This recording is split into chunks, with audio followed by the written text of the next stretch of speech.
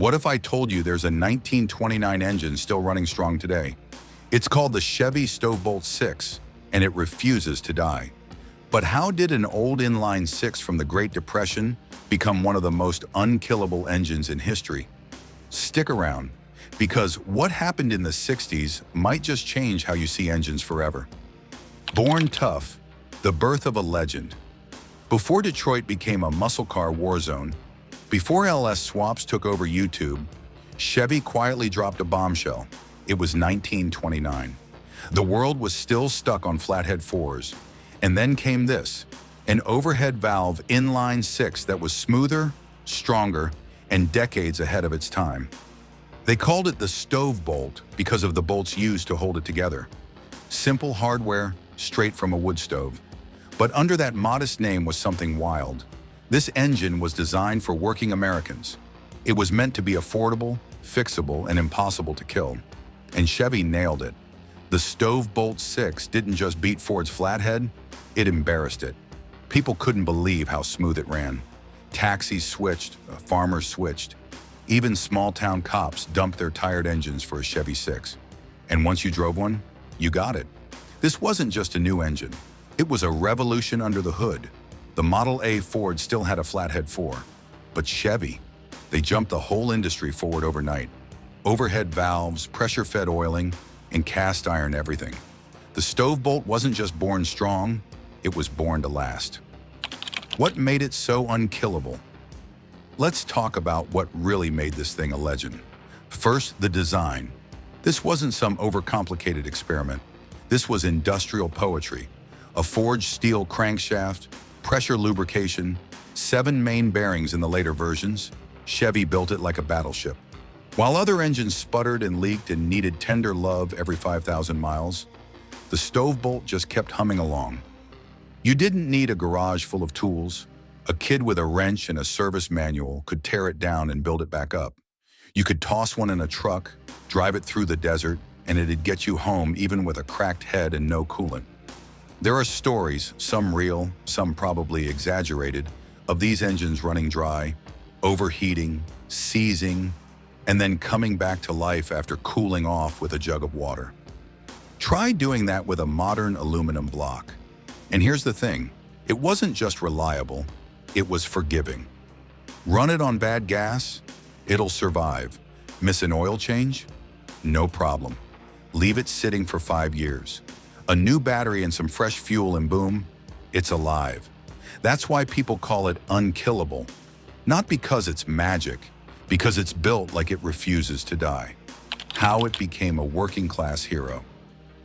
The Stovebolt Six wasn't flashy, it wasn't fast, but it worked.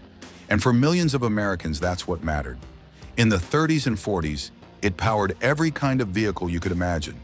Half-ton pickups, school buses, delivery trucks, even construction rigs. This wasn't just an engine, it was part of daily life. Chevy didn't have to sell it with fancy slogans. Word got around. If you wanted something that wouldn't leave you stranded, you bought a Stovebolt. If your business depended on reliability, if missing a delivery meant losing a customer, you bought a Stovebolt. It didn't ask for attention, it earned respect. Mechanics loved it because it was easy to work on. Drivers loved it because it never complained. And small-town America? They loved it because it felt like their engine. Built for them. It wasn't trying to be sexy, it was trying to be honest. That's why it became more than a motor. It became a symbol, a blue-collar icon, the beating heart of trucks, taxis, and towns across the country. And that reputation, it didn't fade. It got stronger, hot rodders, racers, and rule breakers. Now here's where it gets fun. You'd think this engine would stay stuck in trucks and farm rigs, but no, hot rodders saw potential. A lot of it, because while the Stovebolt wasn't a speed demon stock, it had one secret: it could take punishment. You could bore it out, soup it up, slap on headers and carbs, and it just begged for more. In the late 1940s and early 50s, backyard racers started building 6-cylinder beasts. The sound? Like an angry sewing machine on nitro. The torque? Unreal. It became a favorite for dirt track racers and street brawlers who couldn't afford V8s. You'd see them in chopped coupes, slammed pickups, and illegal drag cars that roared through small towns on Saturday nights. It wasn't just performance, it was rebellion. Everyone was chasing V8 glory, but these guys, they were running sixes and winning. The Stovebolt was cheap, tough, and when tuned right, fast enough to scare the pants off flathead V8 owners. Even today, there's a subculture of old-school rodders who worship the Stovebolt. Not because it's the fastest, but because it's real. No electronics, no plastic. Just metal, muscle, and that signature inline-six growl. From workhorse to time capsule, most engines fade into memory. They get retired, scrapped, stripped for parts, or turned into dusty yard art out behind someone's barn. But the Chevy Stovebolt Six, it didn't just disappear. It evolved into something else entirely. A living, rumbling time capsule. A mechanical survivor from a world that doesn't exist anymore. It's a reminder of when things were built to be fixed, not replaced. When your engine wasn't a disposable part, it was the beating heart of your car, truck, or business. There are still Stovebolts running today, and not just as weekend novelties or parade queens. We're talking real-deal, in-service engines still pulling their weight. You'll find them under the hoods of old farm trucks that haul feed every morning. You'll see them in beat-up delivery vans, grain haulers, and vintage cruisers still doing grocery runs. In towns across the Midwest and Southwest, there are folks in their 60s, 70s, even 80s who fire up a Stovebolt without hesitation. Some of them have owned the same engine for 40 or 50 years. Some inherited them from their fathers. And these engines? They're older than color television, older than the highway system. Some have racked up over 500,000 miles, with nothing more than a couple of rebuilds and routine care. That's not just impressive, that's unheard of in today's automotive world, where most engines are retired before they hit 200,000 miles and rely on computers just to function. Chevy might have walked away from the Stovebolt in the 1960s, but the people didn't. In fact, in parts of the country, this engine never left at all. It kept working, kept starting, kept moving. It became a quiet legend. No fanfare, no chrome, no gimmicks, just pure mechanical loyalty. And the truth is, it's not still around because of nostalgia. It's still around because it still works. The 1962 surprise that changed everything. Here's the part you need to stick around for, because this is where the story takes a turn. In 1962, Chevrolet officially retired the legendary 235 Stovebolt Six.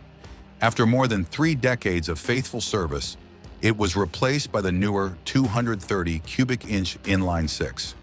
On the surface, it looked like progress. The 230 was more modern, more compact, smoother, and lighter. It had updated internals, cleaner lines, and a fresh engineering philosophy behind it. But as soon as the new engines started hitting the roads and shops, something felt different. Not wrong, but different. The bulletproof simplicity? Gone. The overbuilt, over-engineered toughness? Toned down. The new inline-six wasn't a bad engine by any stretch, but it wasn't a Stovebolt. It didn't have the same thick castings. It wasn't designed to be taken apart and reassembled in a barn with a wrench and a flashlight. Mechanics started noticing the difference. They couldn't push it quite as hard. It didn't forgive neglect like the old one did. And that's when the theory started. Maybe Chevy had made the Stovebolt too good.